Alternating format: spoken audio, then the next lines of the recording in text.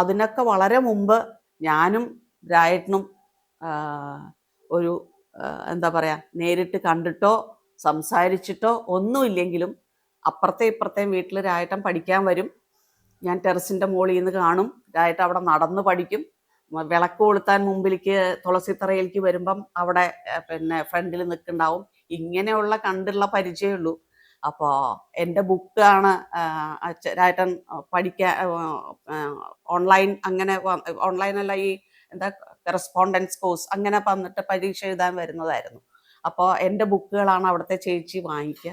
അങ്ങനെ രണ്ടാമത്തെ കൊല്ലം വന്നപ്പം ഈ ബുക്കിൻ്റെ ഉള്ളിൽ ഒരു ഐഡൻറ്റിറ്റി കാർഡ് ഉണ്ടായിരുന്നു. അപ്പം അതിനകത്തൊരു കാർഡിന് ഞാൻ എന്തായാലും അഡ്രസ്സ് എഴുതി വെച്ചു. ബോംബെയിലാണ് ജോലി ചെയ്യണേ.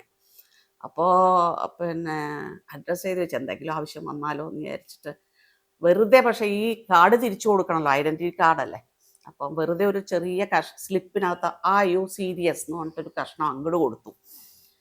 അതിൻ്റെ മറുപടി ഒരു 2-3 പേജിൻ്റെ ഒരു കത്താണ് എനിക്ക് വന്നേ. അപ്പോൾ ഇത് വാങ്ങിക്കാൻ പോണെങ്കിൽ അച്ഛൻ 2 ഗേറ്റ് ഉണ്ട്. അച്ഛൻ ഇവിടെ നിന്ന് കൈ പിന്നിൽ കെട്ടി ഇങ്ങനെ അങ്ങോട്ട് നടക്കും. അപ്പോൾ അവിടെ നിന്ന് ഇങ്ങോട്ട് ചാടും. ഇത് വാങ്ങിച്ച് ഓട്ടം ഓടി മതിൽ ചാടി മുകളിൽ പോയിട്ടാണ് ഇത് വായിക്കുന്നത്. ഈ കത്തിനൊരു പ്രത്യേക മണം ഉണ്ടായിരുന്നു. ആ മണം അതെ ഇപ്പോഴും എവിടെ ആ മണം കിട്ടിയാൽ എനിക്ക് മനസ്സിലാവും ഈ മണമാണെന്നുള്ളത്. ആരോ അവരുടെ വീട്ടിൽ ദുബായിക്ക് വന്നിട്ടുള്ള ആ പെർഫ്യൂമിൻ്റെ മണം.